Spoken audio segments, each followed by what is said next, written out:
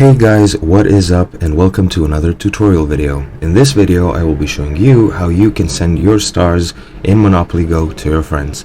The process is quick and easy, so let's get right into it.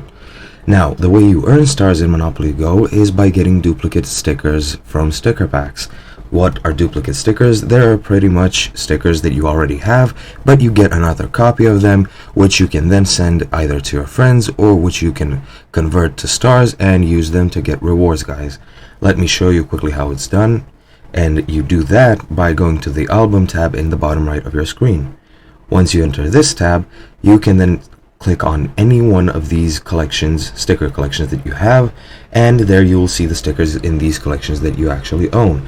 As you can see in the bottom left of my screen, there is Mjolnir, Colossal, and Flame Bridge. All three of these have a +1, which means that I have duplicate stickers of these stickers.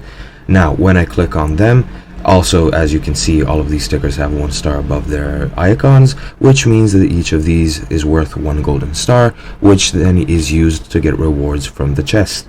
Now, to send this to a friend, the way they can get this golden star is by already having the Mjolnir card, and if you send them another one, they will get a duplicate, and then they can use that star to also get rewards. The way you send these stickers is by clicking send to friend and then selecting any one from this list. For example, let's say the first one, and then you just click send to confirm that you're sending this sticker to your friend. That's pretty much how you send them stars. As I've said, they already need to have that sticker in their collection for them to get the stars from the duplicate that you're sending them. If you click on the bottom right on this green safe icon, you can exchange the stars you have from your duplicates and get rewards, guys. As you can see, I have 17, which is sadly not enough for the tier 1 reward, which requires 100 golden stars. But if I had 100 golden stars, I could exchange it and get a cash prize as well as some dice, possibly even a sticker pack.